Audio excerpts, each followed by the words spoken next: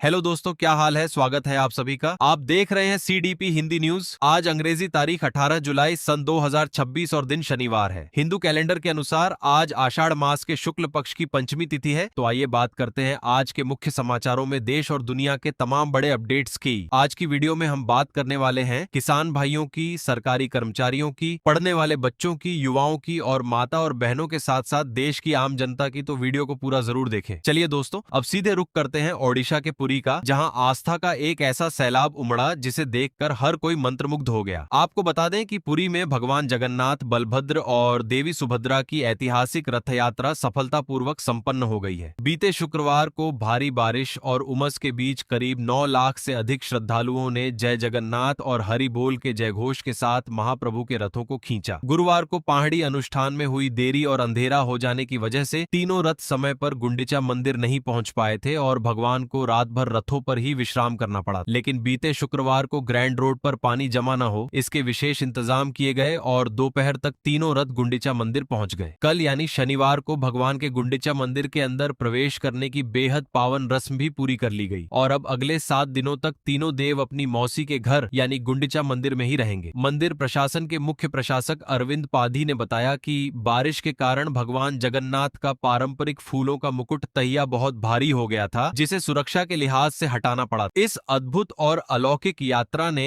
एक बार फिर पूरे देश के श्रद्धालुओं को भक्ति के रंग में सराबोर कर दिया है। अब इसी संसद सत्र और देश के युवाओं से जुड़ी एक बेहद भावुक और बड़ी खबर की तरफ चलते हैं, जो सीधे दिल्ली के जंतर मंतर से आ रही है। दोस्तों, आज पर्यावरणविद सोनम वांगचुक की भूख हड़ताल का 22वां दिन हो चुका है। वे नीट यूजी पेपर लीक और देश की अन्य भर्ती परीक्षाओं में हुई गड़बड़ियों के खिलाफ लगातार अनशन पर बैठे हैं। लगातार भूख हड़ताल के कारण उनका वजन 8.9 किलोग्राम तक गिर गया है और डॉक्टरों ने चेतावनी दी है कि उनके ऑर्गन फेलियर का खतरा बहुत ज्यादा बढ़ चुका है। दिल्ली हाईकोर्ट ने भी उनकी गंभीर हालत को देखते हुए केंद्र और दिल्ली सरकार को उनकी रोजाना मेडिकल जांच कराने के सख्त निर्देश दिए। इस बीच सोनम वांगचुक ने अपने समर्थकों से बड़ी संख्या में जुटने की अपील की है, क्योंकि कल यानी 20 जुलाई को कॉकरोच जनता पार्टी का संसद मार्च होने वाला है। वांगचुक ने भावुक होकर कहा है कि वे किसी भी कीमत पर कल तक जिंदा रहना चाहते हैं, ताकि लोकतंत्र के मंदिर में देश के युवाओं की बात रख सके। इसी बीच मशहूर बॉलीवुड अभिनेता आमिर खान ने लंदन इंडियन फिल्म फेस्टिवल में उनके स्वास्थ्य पर गहरी चिंता व्यक्त की। उन्होंने कहा कि वे उम्मीद करते हैं कि सोनम जल्द ही अपना अनशन तोड़ेंगे। साथ ही उन्होंने ये भी साफ किया कि फिल्म 3 इडियट्स सोनम वांगचुक के जीवन पर नहीं बनी थी और फिल्म बनते वक्त वे उन्हें जानते तक नहीं थे। इसी बीच अब जरा महाराष्ट्र के पुणे का रुख करते हैं, जहां से एक ऐसी दिल दहला देने वाली और हैरान करने वाली खबर सामने आ रही है, जिसे सुनकर आपके होश उड़ जाएंगे। दरअसल पुणे के चर्चित केतन अग्रवाल मर्डर केस की जांच में पुलिस ने कुछ बेहद चौंकाने वाले खुलासे किए हैं। आरोपी सिया गोयल और चेतन चौधरी ने केतन की हत्या के लिए पहले एक सुपारी किलर से संपर्क किया था और उसे पुणे के एक होटल में भी बुलाया था। लेकिन जब उस सुपारी किलर को केतन के रसूख और पहचान के बारे में पता चला तो वह बुरी तरह डर गया और उसने इस मर्डर की सुपारी लेने से साफ मना कर दिया। अब पुलिस को उस होटल की सीसीटीवी फुटेज मिल गई है और इस सुपारी किलर को कोर्ट में मुख्य सरकारी गवाह बनाया जाएगा। पुलिस के मुताबिक गिरफ्तारी और कानून के शिकंजे से बचने के लिए इन दोनों आरोपियों ने यूट्यूब पर करीब 2 घंटे से ज्यादा लंबे जापानी वीडियोस देखे थे, जिनमें यह सिखाया गया था कि पुलिस पूछताछ के दौरान खुद को शांत कैसे रखना है और अपने हाव भाव को कैसे नियंत्रित करना है। आपको याद दिला दें कि इन आरोपियों ने 18 जून को केतन को पुणे के लोहगढ़ किले से 400 फीट गहरी खाई में धक्का दे दिया था, जिससे उसकी मौके पर ही मौत हो गई थी। इस बीच केतन के पिता विशाल अग्रवाल ने रोते हुए प्रेस कॉन्फ्रेंस में कहा कि यह दुख समंदर से भी बड़ा है और उन्होंने उस मित्तल परिवार के खिलाफ भी जांच की मांग की है, जिसने इस शादी का रिश्ता तय कराया था और लड़की के संस्कारी होने की झूठी गारंटी दी थी। तो दोस्तों, रुक करते हैं देश की सुरक्षा से जुड़ी एक बहुत बड़ी और संवेदनशील खबर की तरफ,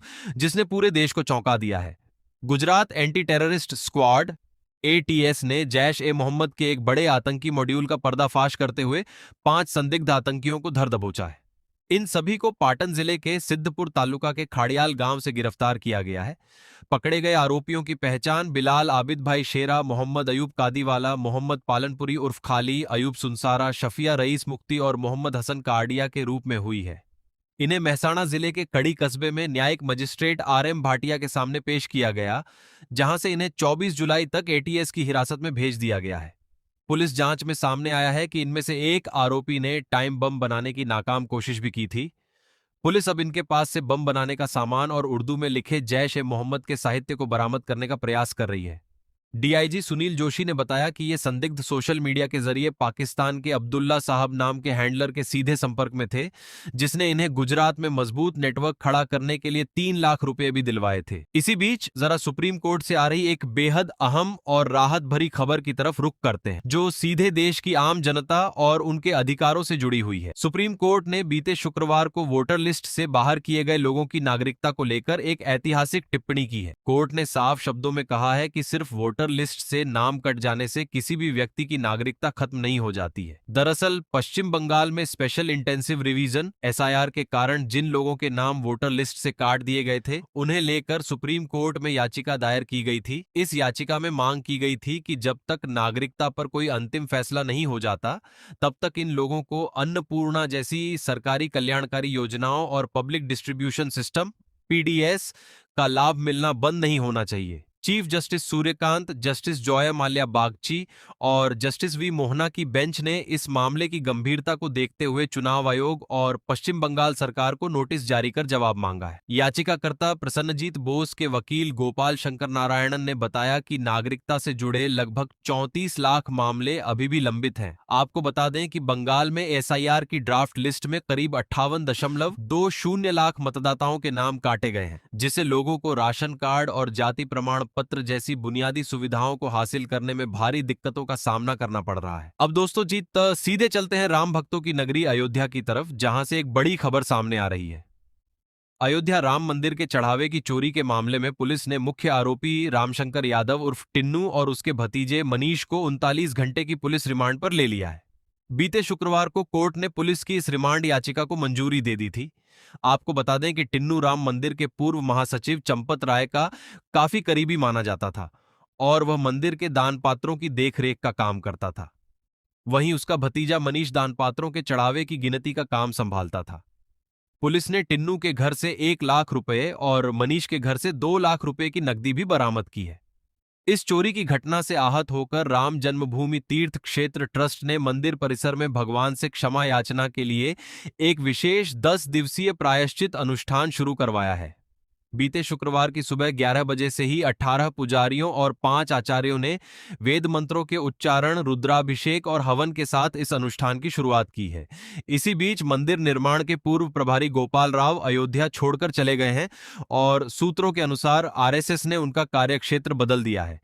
अब दोस्तों जी सीधे चलते हैं राम भक्तों की नगरी अयोध्या की तरफ, जहां से एक बड़ी खबर सामने आ रही है। अयोध्या राम मंदिर के चढ़ावे की चोरी के मामले में पुलिस ने मुख्य आरोपी रामशंकर यादव उर्फ टिन्नू और उसके भतीजे मनीष को 39 घंटे की पुलिस रिमांड पर ले लिया है। बीते शुक्रवार को कोर्ट ने पुलिस की इस रिमांड याचिका को मंजूरी दे दी थी। आपको बता दें कि टिन्नू राम मंदिर के पूर्व महासचिव चंपत राय का काफी करीबी माना जाता था और वह मंदिर के दान पात्रों की देखरेख का काम करता था। वहीं उसका भतीजा मनीष दान पात्रों के चढ़ावे की गिनती का काम संभालता था। पुलिस ने टिन्नू के घर से 1 लाख रुपए और मनीष के घर से 2 लाख रुपए की नकदी भी बरामद की है। इस चोरी की घटना से आहत होकर राम जन्मभूमि तीर्थ क्षेत्र ट्रस्ट ने मंदिर परिसर में भगवान से क्षमा याचना के लिए एक विशेष 10 दिवसीय प्रायश्चित अनुष्ठान शुरू करवाया है।